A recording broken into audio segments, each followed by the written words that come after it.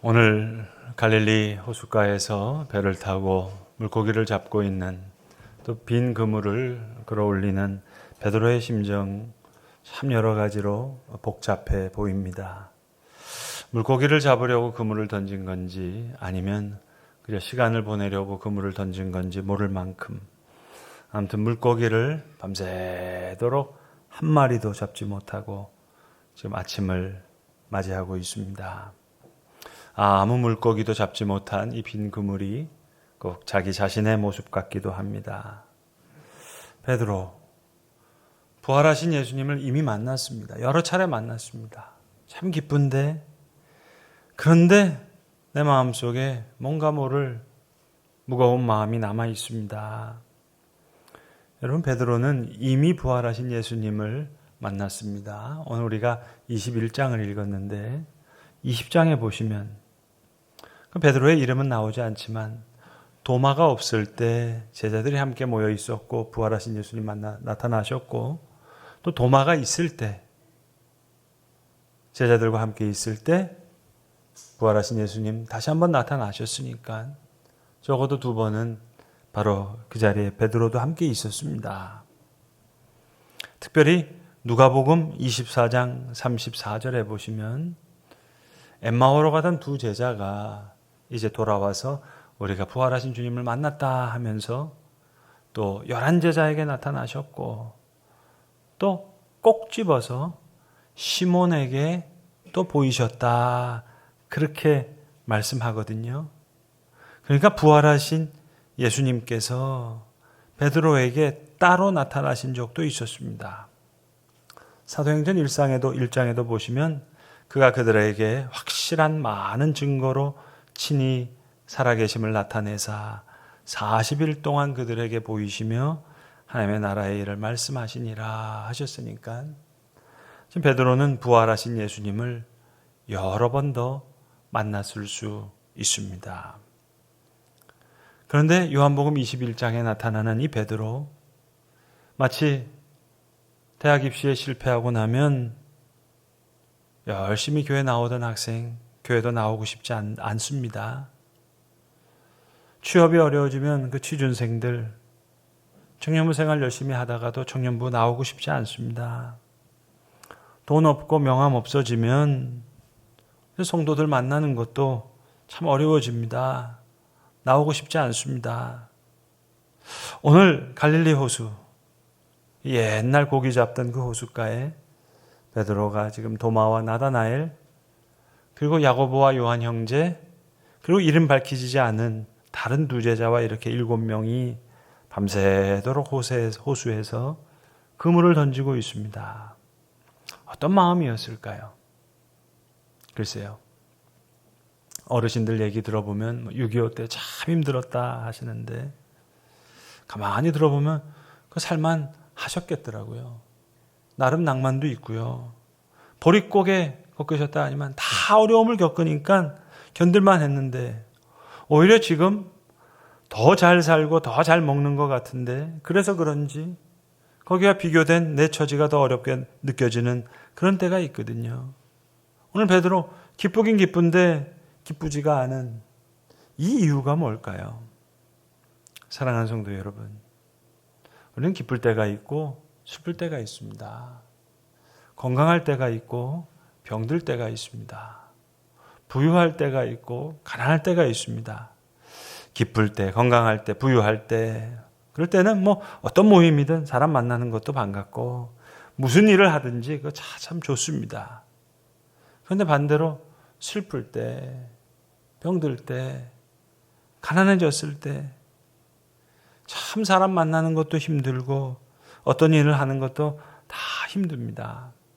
베드로, 예수님의 십자가 지시기 전까지 그가 예수님의 수제자였을 때 아마도 오히려 살만했을 겁니다. 물론 어려움이 많았겠죠. 6.25 때 어려움 겪듯이, 보릿고개 어려움 겪듯이.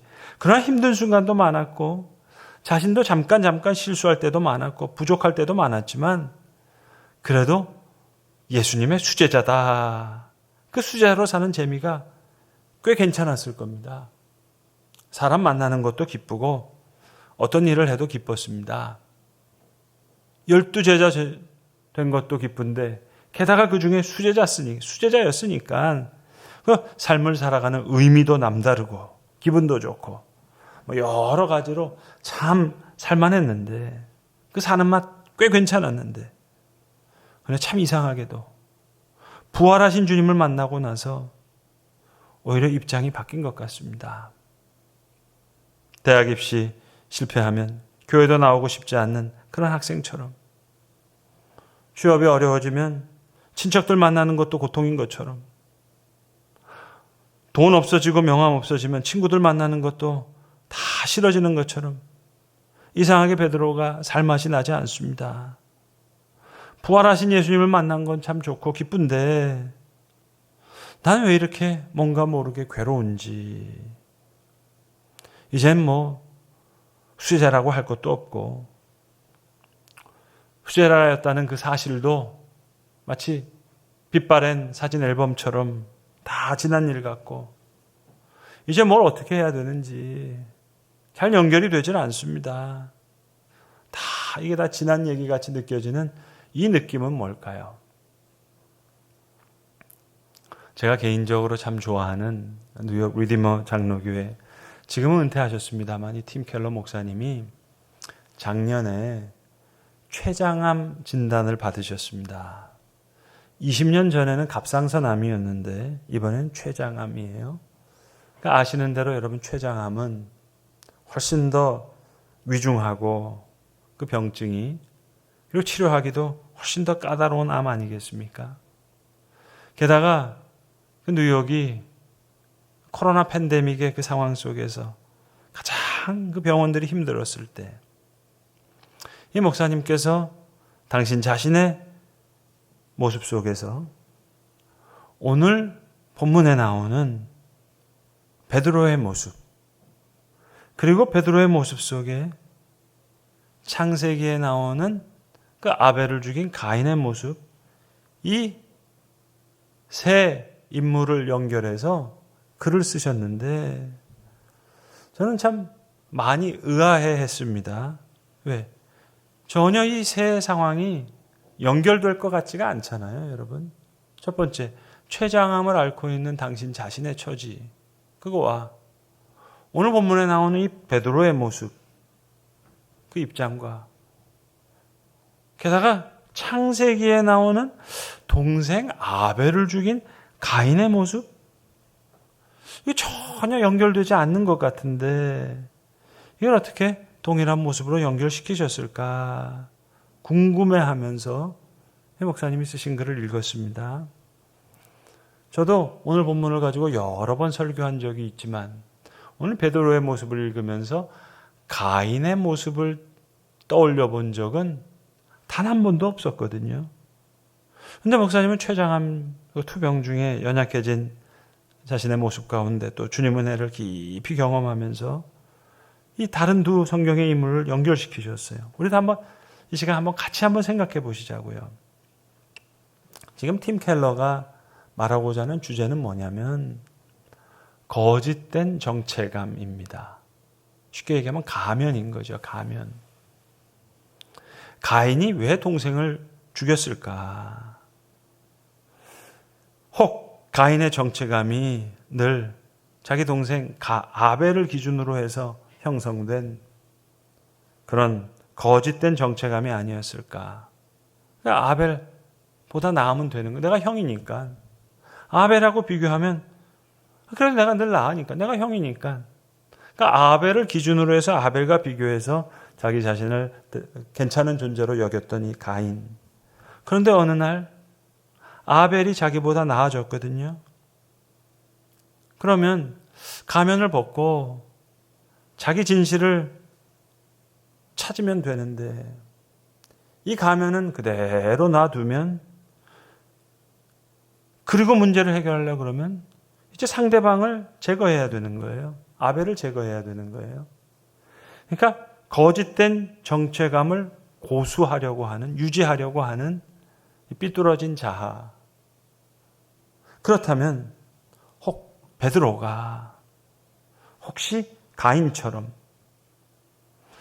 자기가 자신의 동료들보다 더 우월하다고 하는 그런 생각에 근거해서 자신의 정체감을 가지고 있었던 사람은 혹시 아니었을까?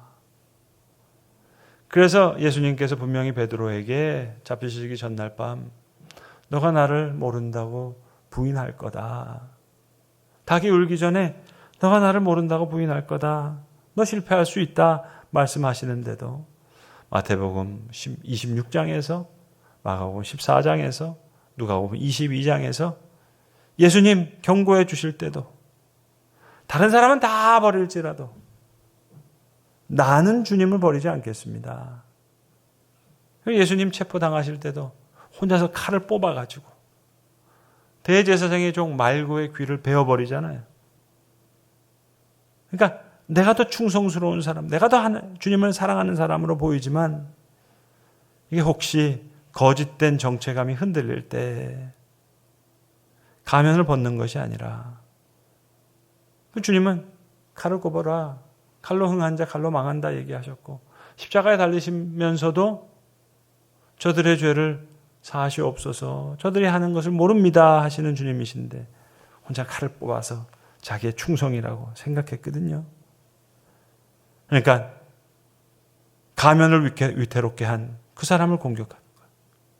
가인이 아벨을 죽였듯이 베드로는 말구의 귀를 자른 것이 아닐까. 오늘 보면 바로 뒤에도 보면 주님 내가 젊어서는 띠띠고 네가 원하는 대로 갔지만 나중엔 누가 너를 띠띠우고 원치 않은 곳으로 가져가리라 얘기하니까 바로 옆에 있는 요한을 바라보면서 물어보잖아요. 주님 저 사람은 어떻게 되겠습니까? 주님 품속에 있었던 저 요한은 어떻게 되겠습니까? 가인이 왜 무너졌을까요? 베드로가 왜 무너졌을까요? 그래도 내가 동생보다는 낫지. 베드로. 그래도 내가 다른 제자들보다야 낫지. 부유했을 때 그게 내 정체감이었어요. 가난해지니까 무너지는 거예요. 기쁠 때 그때가 내 정체감이었어요. 그러니까 슬퍼지니까 내가 무너지는 거예요. 건강할 때 그게 내 정체감이었는데 이제 병드니까 무너지는 겁니다. 교회 개척할 때 여러분 지금 앉아 계시는 우리 장이자 이걸 헌금해 주시는 집사님 한 분이 계셨는데 여기에는 하나의 간증이 숨겨져 있습니다. 사업을 하시다가 재판을 받게 되셨어요. 근데 사실 구속돼서 재판받은 것도 아니고 참고인으로 갔다가 거기서 법정 구속이 되셨어요. 참 좀 억울한 일이죠. 그래서 어려운 곳에 가시게 됐어요.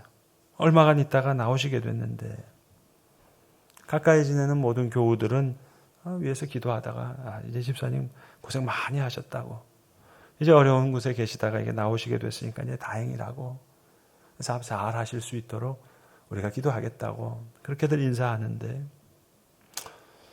저는 어떤 생각이었는지 모르겠지만 제가 집사님한테 그런 말씀을 드렸습니다. 드렸다고 합니다. 집사님 지금부터가 걱정이라고.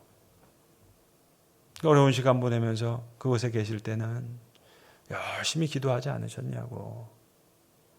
성경도 진실한 마음으로 간절한 마음으로 읽지 않으셨냐고. 이제 나오게 되셨으니까 정말 그만큼 간절하게 기도하실지 이제부터 정말 말씀을 그렇게 간절하게 붙잡으실지 그게 걱정이라고. 제가 그렇게 말씀하셨다는 겁니다. 그래서 교회 개척을 할 때 그 집사님 네 분이 오셔서 하시는 말씀이에요. 목사님, 그때 제가 나왔을 때 다른 분들은 다 그래도 고생 많이 했다고 이제 잘 될 거라고 그렇게 위로하고 인사했지만 목사님 한 분만 유독 이제부터 걱정이라고. 이제 그렇게 간절히 기도할 수 있을지 성경을 그렇게 보실 수 있을지 걱정이 된다고 하신 그 말씀이 잊혀지지가 않고 내 마음에 각인이 돼서 그래서 기도하는 마음으로 어렵게 사업하고 있다고. 참 어려운 중이었는데 저희 교회 개척할 때 헌금을 해주신 거예요. 그래서 이걸 갖고 어떻게 하면 좋을까 하다가 장의자를 장만했습니다. 제 마음의 기도는 우리 교우들이 이곳에서 기도를 하고 이곳에서 예배 듣고 예배 드리고 또 말씀을 대할 때 그분의 그 어려운 시간에 간절히 기도했고 진실되게 말씀 붙잡았던 그 마음으로 교우들이 예배하면 좋겠다 하는 마음으로 준비한 거예요. 여러분, 코로나 때문에 한국 교회가 많이 힘들어졌다 그러는데요. 전 반대로 코로나가 없었으면 큰일 날 뻔했어요.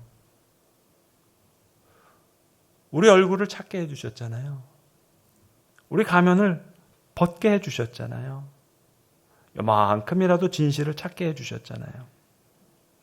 그러니까 팀 켈러 목사님이 이 췌장암 치료를 받으면서 자신이 살던 집 바로 앞에 옆에 뉴욕의 그 큰 병원들이 팬데믹 상황 속에서 꼼짝 못하고 힘들어하는 모습을 보면서